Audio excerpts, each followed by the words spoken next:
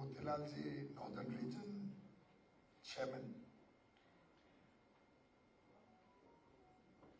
the Minister of State for Commerce and Industry, and I think someone who left behind a very strong message in her opening address, where she has highlighted the very high ambitions that we have set for both this sector and for exports or international trade. Honorable Minister Shrimati Anupriya Patelji, all the other distinguished participants from the government, from the leather and sports goods industry, leather and footwear industry, friends. Every award ceremony is an occasion to celebrate. Certainly we are celebrating the commendable achievements of all the award winners today. And I'll add my congratulations to all of them who very deservedly will be recognized with these very shining and beautiful mementos that we see over there. But more importantly, it's also a day to reflect on what are the possibilities ahead of us. For those who have won the award, what they can do differently, what they can do better, what they can do in a bigger scale in the years to come. And for those of you who have not received an award this year, to see how we can get into the category of award winners. I was in fact just talking to Sanjay ji to figure out whether we have any system of encouraging new people also to get awards. People who diversify into new markets, new products, who come up with innovative ideas, who expand into uncharted territory.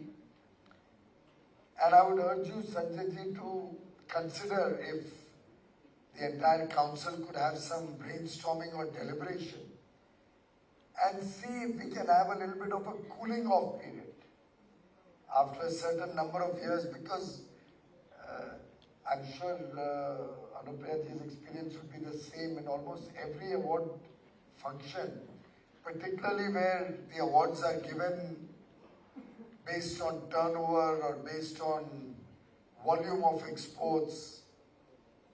You'll typically see the same set of companies getting the awards. Now, nobody's taking away the credit or the achievement of such players. I'm sure Akhil will get an award as he does every year. And what happens after that is that while the impact of that award on Akhil's company has diminishing returns, I think the regular award winners companies has diminishing returns. We lose an opportunity to encourage some startups, some new young budding entrepreneurs. And I would urge you to make a beginning which would then be emulated by other associations or other export organizations, to see if we could have some niche segments. Segments like for the young boys and girls who may be first-time exporters, for startups, for those who look at countries where we have never had an export in the past, or countries where our exports were, let's say, under 10 million. Those who have helped to grow it to a certain level. New territories, maybe in Latin America or Africa, could be given special recognition. We could also recognize those who are making effective use of free trade agreements. After all, we now have many. We have the ASEAN, Japan, Korea, two more which entered into force in 22 alone, UAE and Australia. Of because we're getting the fruits of the Australian FTA may take some time.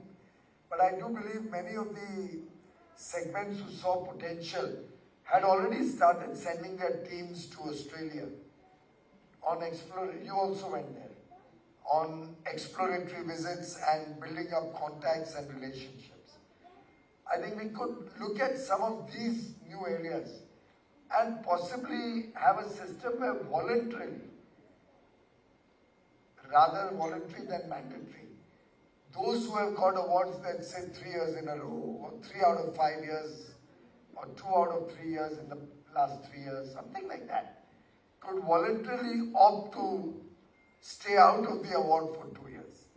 And it's not my own idea. I remember that idea was first quoted at one of the, probably an Economic Times award or some such place, where the idea, the thought came up that the same people are getting awards year after year. And I think this is an opportunity for you to reflect on it, to see what could be done differently.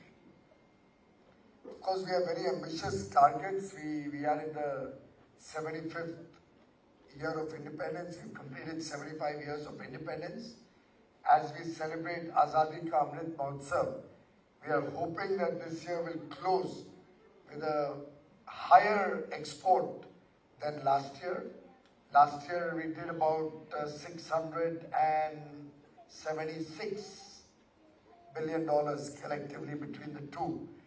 I do hope this year we can look at a significant ramp up both in goods and services collectively, so that despite the very challenging times that we are all facing, and I'm sure we are all in your industry also recognizing that Europe, for example, is in quite a stressed situation. Most of the developed world, which are large users of leather goods, particularly a lot of this being discretionary spending, are seeing inflation rear its head, are seeing problems in the marketplace, consumer spending is down. I must say that as I talked to Sanjay ji today, and he reassured me that your sector is going to grow from last year, I was really very, very happy, very reassured, and I would like to compliment all of you on this wonderful achievement and confidence that was reflected in Sanjay ji's comments. I've noted your point about the import of certain types of leather which are not made in India, where you have to face import duties. I'm sure we'll take it up for consideration. But irrespective of our ability to be able to remove the import duty on that, I would urge you to consider using the MOOWR scheme. I don't know if all of you are familiar with the MOOWR scheme of Department of Revenue, in which you are allowed to import any goods. It could be leather, it could be your embellishments, your other ancillary products, anything that you require. You are allowed to import it duty-free, keep it in your bonded warehouse within your factory. Doesn't even have to go into some bonded warehouse which is, let's say, certified by customs or any of that. You just get your factory into the MOOWR scheme. You can import whatever you like duty-free, so your cash flows are also better managed. And those goods which are used for your exports, you don't have to bother about paying any import duty on that. Those which you use for your domestic market, you will not be required to pay, like in SEZ, you are required to pay duty on the finished product, the local domestic rate of duty on finished product. You will only have to pay duty on the domestic, on the input material when you are selling goods in the domestic market. And keep your records for what is used for domestic and what is used for exports. This will certainly make your business more competitive in the export market, and you won't be required to have an advance authorization or a license for every single product or every single good that you import for the purpose of re-export. And I think you may find that this is a pretty practical, neat, simple solution to the problem that sometimes small exporters particularly face when they need to import a part of their requirements for onward export. Friends, another area that I was very happy to hear from Sanjay ji's comments was when he just spoke about the investments coming in under the integrated leather development program. I think it's very heartening to note that investments are happening.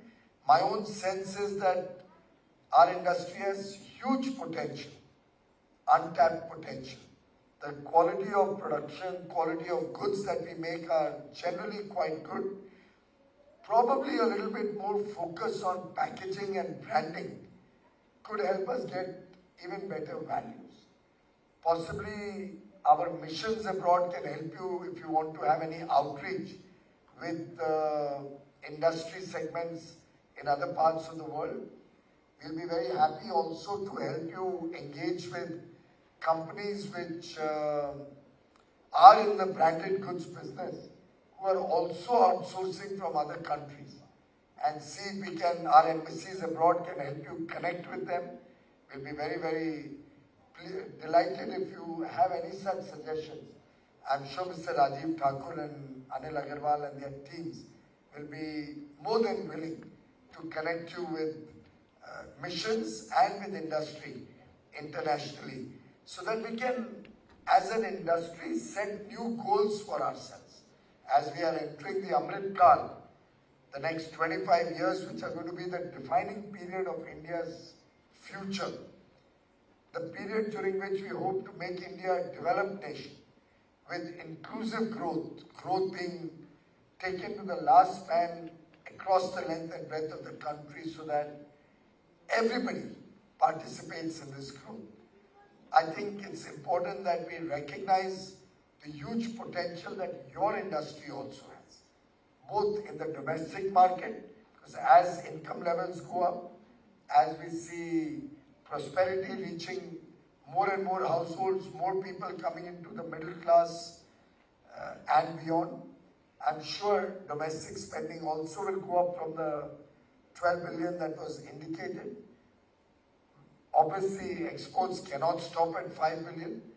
On our part, we are trying to work through the system for more free trade agreements with other developed nations, other high-spending nations, high per capita income nations. And we do hope that the leather and footwear industry as a group, as a whole, can really look at expanding your horizons and aiming for very significant increases over the next 25 years and work to a plan. My own experience is that unless we plan smartly, we won't be able to get extraordinary results. And therefore, I would urge all of you to look at newer areas of engagement, newer geographies to export to, newer products that we can even produce in India for import substitution. Because a lot of products in your industry continue to come from other geographies. And towards that end, I think the BIS certification that you mentioned about, you should actually be looking at converting that into a quality control order, so that we can stop substandard, low-quality goods from coming into India and actually ensure that you get a level playing field against countries which don't have transparent or which have very opaque pricing or quality systems. If at all you find that the BIS standards are at all a hindrance to your work, I'll be very, very happy. Rajiv, please organize their meetings with BIS. Please engage with them. We are absolutely open to amending any standards which you think are hurting your industry. If there's any sort of harassment or any difficulty whatsoever in the BIS working, we'll be more than willing to engage with them, to convert everything to online validation for all of you. But bear in mind that the rules have to be the same for India, domestic manufacturing and foreign manufacturing. Which is why I have not allowed online certification from BISSA. It helps me to, let's say, ensure that you don't get unfair competition and helps you to get an edge up against such geographies who don't have transparent trading practices. But within the system, how to ensure that small manufacturers are safeguarded, we can keep a benchmark threshold limit below which these quality standards may not apply. We'll be very happy to support and encourage any testing facilities that you require anywhere in the country. We're happy to set up laboratories. We're happy to collaborate with CLE to set up laboratories across the country for your testing purposes. And we are ready to do whatever it takes to make it non-discriminatory and make it very simple for you to get your BIS certification as well as meet any quality control standards that may be, or quality control orders that may be implemented. In fact, I would urge industry to look at quality with a new eye. It's quality which is going to define your success in the future. And should we be able to change the mindset of this industry to make it more quality focused, we can transform the future.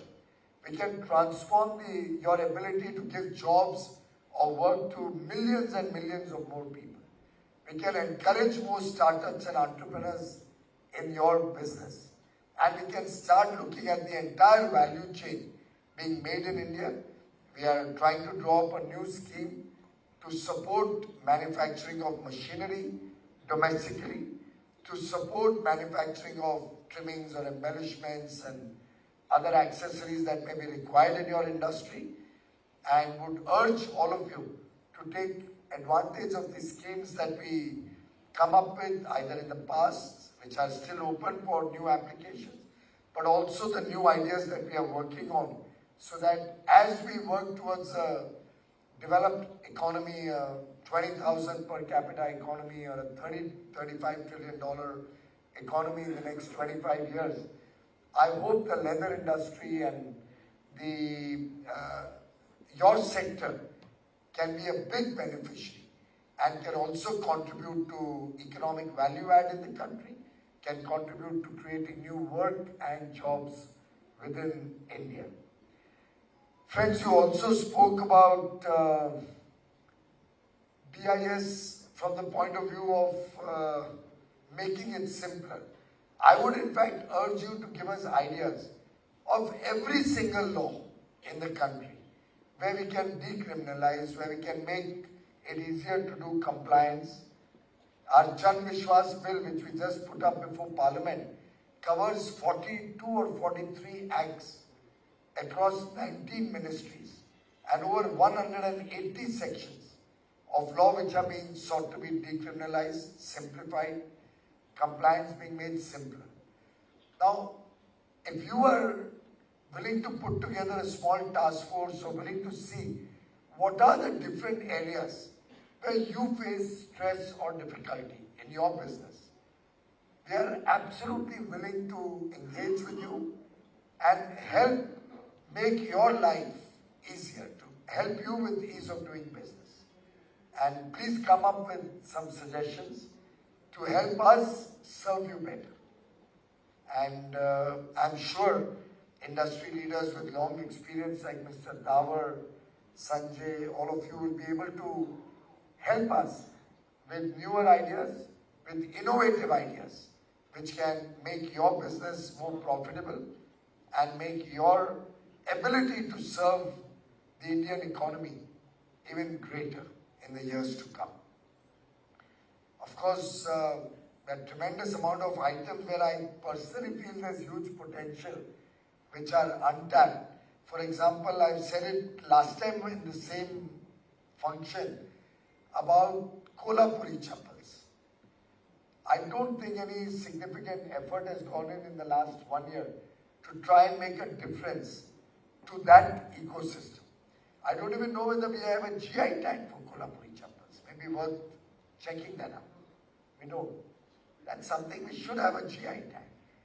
That's something where, in my humble view, if some more design innovation, वैसे तो उनके designs बड़े सुंदर होते हैं, but if some of you could get involved in that, some of the friends here, I see a lot of young participants in today's program who could help with design, with better packaging, maybe even with more comfort in the Kolhapuri chappals. I personally believe there's a huge potential in the world markets, particularly when people are willing to pay an arm and a leg for newer designs or fancy designs. And if you can get some of that into the branded ecosystem, sky is the limit for the potential that it holds. In fact, I had once suggested, and I don't know if your council can play a role, Puranji, you could start only with Agra, for example. That if in all the hotels where they keep either slippers or they keep the bathroom slippers or they keep some footwear for going to the pool or any of that, whether we could also encourage hotels to keep a pair of Indian-made, Indian-designed slippers or Kolhapuri chappals or anything else which are made by you. Imagine the branding that you will create for Indian products and how that message will go across the world. Like they have those gowns that you can buy them for a small value. Suppose you were to keep these and keep a very nominal value. Don't try to make too much money out of it. But look at the potential that this goes along with a tourist. He uses it somewhere in another country and builds up traction for this product. And then use e-commerce to create the supply chain across the world. I mean, I'm just sharing this because I personally believe we'll have to go beyond the routines. Some more innovation in marketing, some more innovation in branding, packaging, outreach to newer geographies, newer markets, all of these together, coupled with our own effort to get you access to new markets through our FTAs. I'm told UAE alone, you've seen a 64% growth in export last month or in November. 64% increase in one market alone. Now this shows there is a potential. Possibly from UAE you can also serve large parts of Europe and Africa. It's a question of how you do that outreach and how you are able to ensure high quality products going from India so that there's a zero defect in whatever we are sending from India. I don't know whether your industry also recognizes sustainability, but the world today is giving a premium for sustainable products. That's another way we can look at getting a value. Some of you could look at using renewable energy and then market your product as coming out of clean energy or a sustainable product. The water that you are using for your processing, if that is reprocessed and reused, that will add tremendous value to your ecosystem for sustainability. So these are small interventions with huge potential. And I think footwear and leather are two areas where we can become world leaders with a little bit more push, with a little bit more effort, both from the government and from the industry. And let's work together in the same spirit that we've had over the last few years. Let's look at innovation and sustainability driving our industry as we go forward. Let's look at newer collaborations with international companies to bring high quality products and high quality markets to India. I'm sure the new schemes that we are trying to work on will help India become Atmanirbhar through the value chain. That's another important element. And NIFT, for example, or NID Indian Institute of Packaging, all of these are ready and willing to support any help that you may require or your industry may require in branding your products or creating recognition for your products along with fashion, in creating a better packaging, packaging design, or even what you use for packaging. That could also be a sustainable product. We could look at how we can probably have an outreach in other countries through participating in more fairs wherever we can. We can look at skill development as another area where we can create better output, better productivity in our industry. So there's a lot that we can do together. And I would urge all of you to work as a team to build the Bharat of our dreams, to build a nation that each one of us can be proud of, so that our children tomorrow don't ask any of us or don't question any of us for our work, but inherit from us an India that they can truly be proud of. Once again, congratulations to the winners. My best wishes to you.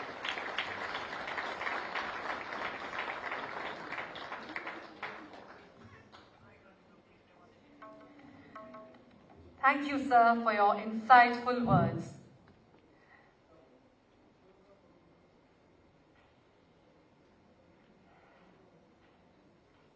May I now please request Shri Piyush Goyal to release the CLE Export Excellence Award booklet.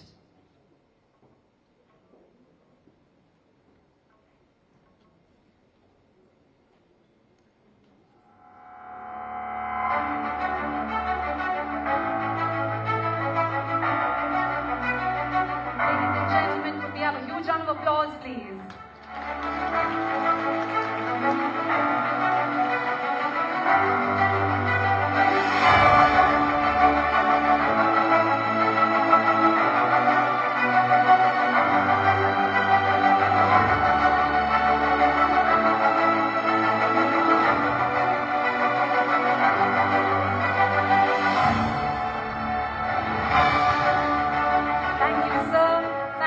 And thank you to all our dignitaries.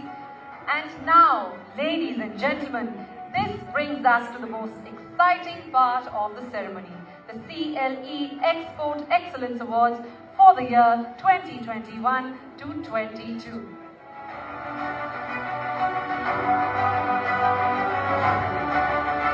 I would request Shri Piyush Goyal to kindly present the awards to our winners.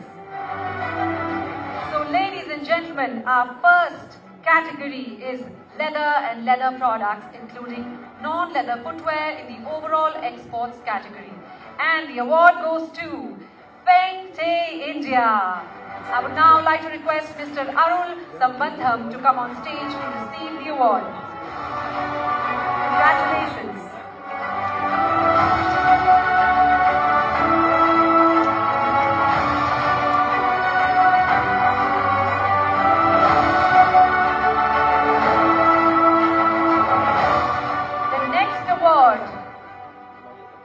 The next award in the same category goes to Tata International Limited.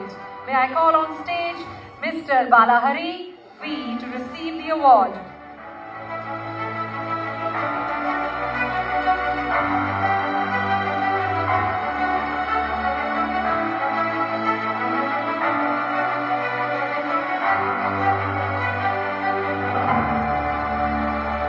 Moving on to the second category of the awards for export above rupees 300 crores for leather footwear. And the award goes to Mirza International Limited. Thank you so much, sir.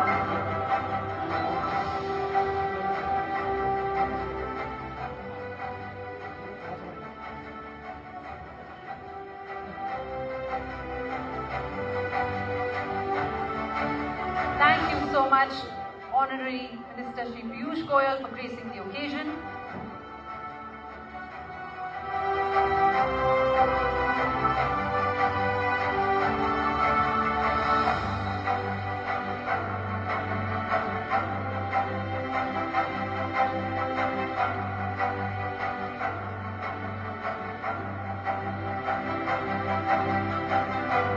Congratulations to Mirza International Limited for receiving the award. Our next category for export above rupees 300 crores for leather goods, and the award for export